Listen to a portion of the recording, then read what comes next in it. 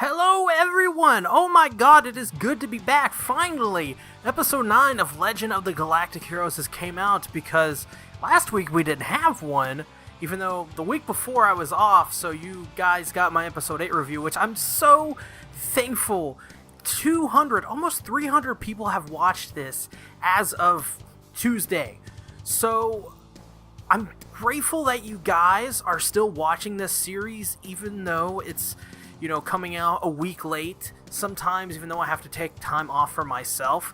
I am really glad that you guys are still supporting me because, to be honest, when I saw that this series was doing really well and getting hundreds of views, I thought to myself, that's just because I'm doing it the day after. No one's really watching this stuff.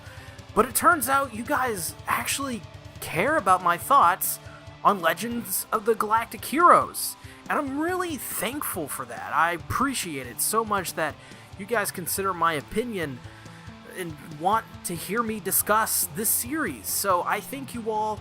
I know it's not what you really came for, is me just thinking you guys wanted just for me to talk about the series, so we'll get into that. But I just wanted to say this because it just warmed my heart when I saw, it got 300 views in a couple days, and I thought that was so awesome, and I thank you all for that. I appreciate it so much. Anyways, we gotta talk about Legend of the Galactic Heroes today because, wow, this episode had so much stuff in it. It had a lot of politics, had a lot of details that I could have spent hours talking about, honestly, and the ramifications and theories on where it could go. So today's episode may be a little long. I spent maybe an hour and a half just combing through this episode, just kind of, I don't know, really just trying to take it all in, honestly. More so than just like writing out a script for you guys and a bunch of theories. It was really, honestly, because I needed to take it all in in bits. I needed to rewatch it again. I needed to see what these people were talking about and really soak in what they were talking about, because so much depth in this episode. Anyways, I'm rambling. Let's begin. Episode 9 of Legend of the Galactic Heroes begins with Jessica telling a bunch of her friends that she is leaving. What for, we find out later on in the episode. Actually, it's near the end of this episode we find out. She then shows up at Young's house, and the best boy, hands down, Julian, answers. Obviously, she wasn't expecting this, and Jessica likely wanted to bang Young, because that's what I would do in that situation. And I have to ask you guys, it was obvious that Jessica, this is probably one of the last times he'll be able to see Young, so she was probably like, I'll catch him at this time when he's alone, and we're gonna bang. So I have to ask you guys, in this situation, would you bang Young in the rain? This is very important. I need to know this for science. So put down in the comments, once again, would you bang Young in the rain? ヤン提督の知略で我々はイゼルローンを得た。帝国軍は我が同盟に対する侵略の拠点を失った。有利な条件で講和条約を締結する好機ではありませんか。 After the opening, we go to a government room where Alliance politicians are discussing the actions from Izerlon and the effects of the war. Just to talk about this now and get it out of the way, it turns out the Alliance's polls are down, and if they invade the Empire and win, they can surge their polls by 15%. But there are only 3 people out of the 11 that voted to not invade. One of them being Trucht, I think. Truhe? Someone told me how to pronounce it, but I forget. It's been a while since we've seen him in the series. But it's obvious that he just wants to say that so he can save face. He knew there would be no chance that they didn't invade the Empire. We'll talk more about this scene in a moment, as I skipped ahead, of course. This scene actually doesn't happen at the beginning, it happens later on, but I just wanted to talk about it now because before, this scene was just kind of bleh to me. So, I think this plan will backfire on the Alliance either way. It's obvious to me they're getting too big for their britches, and I could see the Alliance, in a way, swapping sides with the Empire, meaning even if they win or lose, I think in terms of alignments, they flip-flop. So what I mean by that is the Empire now becomes kind of what the Alliance, in theory, is supposed to be, and the Alliance kind of gets a little bit of a dictatorship, but not a true dictatorship. But I think you guys are kind of understand what I'm trying to say with this. I hope. But, like they become more evil? I guess that is the most simple way to put it. The Empire becomes more good, the Alliance becomes more evil. I think that's what's happening right now, is the Alliance is just switching sides with the Empire. And I think Reinhard, if he throws the Empire, I think we could possibly see a switch on both sides to where Yang is fighting for the wrong side, and it turns out that Reinhard is fighting for the right side, and Yang is fighting for something that is twisted, right? It's not something he was originally fighting for, I guess, and it's become this, it's morphed into this different thing, and Reinhard is fighting for this thing that he believes in, right? So, in many ways, right now, Reinhard is fighting for something he doesn't believe in. So it's kind of like, I think that's what's going to happen. I don't know, but it's kind of one of my theories, I guess, on how this thing will go down. And also, Trunkt voting nay just because he can do it to save face if it fails is such a slimeball move. But at the same time, really damn smart of him to do that. I mean, this guy, we have seen maybe 2 really good meaty scenes with this guy in this episode, and both scenes he's a slimeball. Either he was smiling the whole time, like it felt like he knew, like he was playing the whole system, right? And he was using that to his advantage. He was using everybody. All the little dominoes were falling into pieces, and he was just gaming the system. It just came off as real slimeball, but at the same time, I mean, he knows what he's doing, and it makes me wonder if Trunkt really knows what he's doing. Sure, he's gaming the system for sure, but where that leads him, and if this is something that will backfire, not too sure on that, but I don't know for sure. Maybe that is his plan. Maybe, here's a theory. And it's such a wild and out there theory, it would be almost impossible for this to happen. But if it does, I called it. Maybe Trunkt wants this to happen. Maybe he wants this war to end. And he thinks the only way this war will end is if the Empire wins. And through the alliance forming with the Empire, maybe they could make some real change through that. That's a theory that I have, and that could be a totally realistic thing that could happen. But at the same time, would he do that? Would he risk that? I don't know. Yang Wen-li in the next scene decides to hand in his letter of resignation. He believes that this time in his life was a forced detour, and now he wants to move on from it. He is then told about the invasion against the Empire, which leads Yang to basically say, well, it's their shit now. Peace, y'all. Well, he was just totally out there. He was like, well, it's your problem now. I'm done. So the letter of resignation, oddly enough, is written in English. So I'm not sure if that is in the original series. If his letter of resignation was written in English, someone who's watched it should totally tell me. But I'm going to read it for you. I just thought it was interesting. It's not something that really of noteworthiness. It's just an extra little thing. It's something we already know, but it's just more of that, right? It says at the beginning, I desire to resign my commission as colonel in the Free Planet Alliance fleets. As I would not be of use in the event of war, it is certain that my continued commissioned status is of no benefit to the Free Planet Alliance fleet. It is therefore respectfully requested and urged that this resignation be accepted. I hope my request will be taken seriously and will be fully inquired. Thanking you. Yours faithfully, Yang Wenli.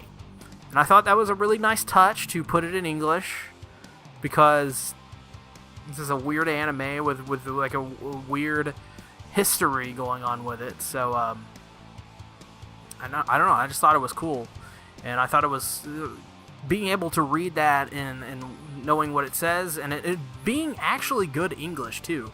I thought that was a nice little touch of detail. And it's obvious also that Yang was good at this line of work, but never wanted really to succeed in it. He never really wanted to do it in the first place.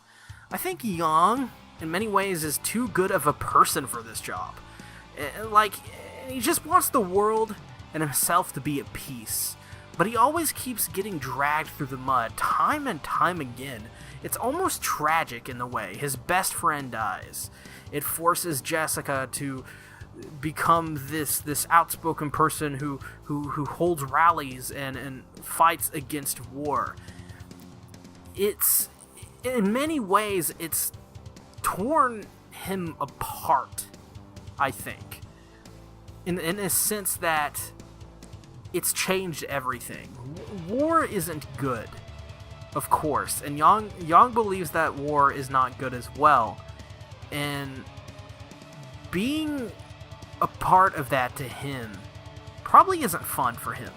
It's probably very hard for him to be the commander of these fleets and to even kill one person. So I wonder how Yang keeps up his his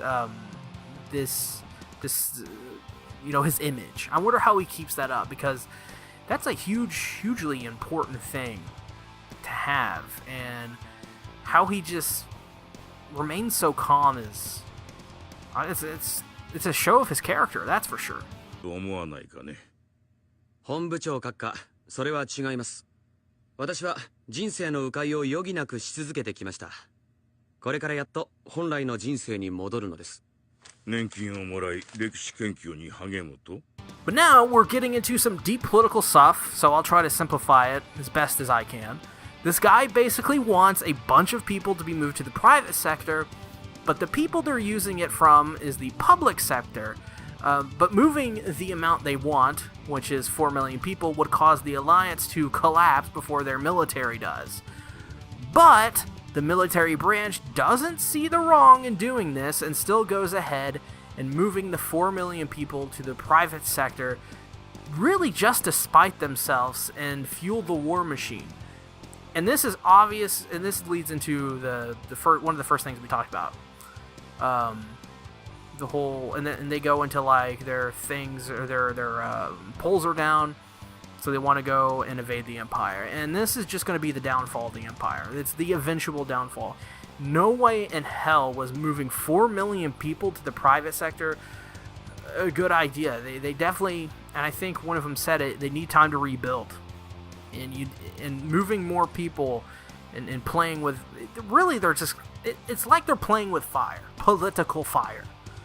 And I don't want to really talk about the political stuff too much, because I'm not smartened to this political stuff. I'm not a very political person in the real world, and I'm not good with this kind of politics, right? This kind of politics is very complicated. This is war politics, and I'm not sure how this goes. So anyone in the comments section who is watching this video right now want to shine some light on what exactly this could mean? And of course, no spoilers and stuff like that, but just some theories. What is the logistics of doing something like this? Do you need time to recover? I don't know. I don't know if there's that many people that interested in the politics in this series, but it's a question worth asking, I guess. Then we have a nice elevator scene with Yang and Walter, where Walter basically does a funny thing, like he always does, and says he's meant to live until 150 and die with his family around him, grateful that he's finally passing on. But then later on, Yang and Julian go out to dinner together, and they meet up with Frederica and her father, and they invite them to have dinner with them. Then after the dinner, Yang and Julian say their goodbyes and thank yous when Yang is asked, pretty much straight up, what Yang thinks about Frederica in marriage, to which Yang says he isn't thinking about it.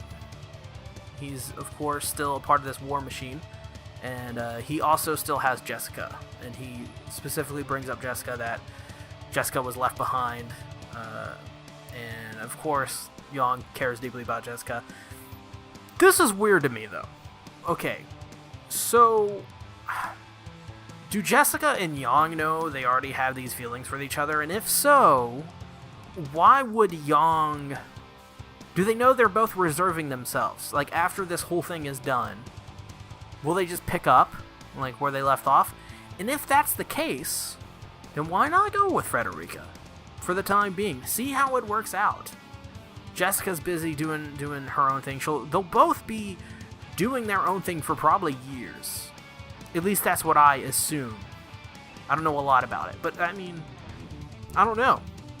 I don't know. Then again, we haven't really seen a romantic bone in Yang's body, so he may be an android. He's programmed to love. And he hasn't been programmed yet. He hasn't updated to the latest version of Windows 10, which messed up all of his audio drivers. God damn it, Windows. Stop messing up all my audio drivers. But, I don't think this is an anime where we would have to choose a best girl. And it's tough, honestly. Frederica is young, smart, and an anime babe. But again, we do have Jessica, young, smart, anime babe. So I ask you, audience, Frederica or Jessica? It's a tough question. It's one that will be hard to answer, but I'm eager to hear all of your opinions. And I hope we don't start a flame war or a waifu war or whatever. I don't know what you would call it. What is flame war? Is the correct term for that? I hope we don't start World War III in the comments section trying to choose between Frederica or Jessica. To be honest, I don't know what I would pick. They're both great choices. Frederica's great. She's got the braid. I dig braids. Jessica is... it's Jessica. Her name's Jessica, first of all. It's a great name. Frederica's a great name, too. And they both kind of look the same. Like they're both blondes. I don't know. I don't know. カカ。楽しい夜だったよ。ところでヤン中将、君はまだ結婚する予定はないのかね？そうですね。平和になったら考えます。婚約者を残して行ってしまった友人もいますし。そうか。Then in Pheasant, the pheasant guy is pheasanting. We should make that a thing. Like, when someone is just being a dick, just go like, well, he's pheasanting, or he's just got a case of the pheasants. Then, Yang and Julian are forced to walk home after the traffic being down for 4 hours due to reasons. Yang is told about Jessica showing up at his house the month prior, which is apparently a month of time has passed in this episode, which I thought was pretty crazy. And then Yang basically tells Julian to thank his lucky stars, even though they may be unlucky. Then the episode ends with Jessica's speech to rally the people to fight against war. I believe it was. So the reason for the traffic being down, I wonder what that could be. So we now know that a month has passed. So I wonder if that means a month has passed also since the time the people met to relocate other people. So if that's the case, is this a side effect of moving 4 million people to the private sector? I wonder indeed. Also, I like that unlucky star speech. It showed that you should make the best with what you have and fight for it too. And I really like that. I thought it was a really well-written little speech. It was very grounded, realistic, made sense, something you could carry with you throughout your life. Because you shouldn't have to deal with a shitty life. You make the best with what you get. And you try to break that glass ceiling and grab those brass rings, as VKM would say. The great man VKM. You guys know who I'm talking about with the brass rings and VKM. Put down in the comments below. Jessica's speech was really cool. It was cool to finally see it. I've heard from many it's a very important thing in the series, but I guess we'll just have to see how much it affects the Alliance going forward. Jessica being the leader and of this kind of this rally and to help the people who have lost someone, I think that's going to be a huge factor. It's just one of those things where it's like, I don't have really much to say about the speech in general. I know it's a huge thing and people really enjoyed the speech, and it's a really great thing, and I thought the speech was great, but I don't really have much to say about it, to be honest. It's just one of those things we'll have to see when we see it, really. Anyways, thank you guys for watching the video. Sorry if it was a little bit longer. You know how things go with Legend of the Galactic Heroes. Now that I'm not doing, 8 other anime reviews at the same time, I can spend a little bit more time on Legend of the Galactic Heroes and give you guys a full, in-depth review. So, thank you guys for watching the video. If you made it this far, I appreciate you. I appreciate you if you never made it this far. And if you just watched the first 2 minutes and went, wow, this guy sucks, I still appreciate you somewhat. I really wish you wouldn't have said I sucked, because that hurt my feelings. But yeah, this is a great episode of Legend of the Galactic Heroes. We're getting near the end. We have, so this is 12 episodes, so we have three or so. If there may, well, we had that week break, so that kind of confused me there. So yeah, but either way, great episode. What do you guys think about this episode? Was this an episode that you liked? What do you think about the series so far? In my opinion, I really love this series. This is a great series. It's just so chill, and it's so spaced out, and not spaced out as in it's got space stuff, as in it feels like things take their time to kind of gestate, and I really like that about this series. Gestate is interesting word.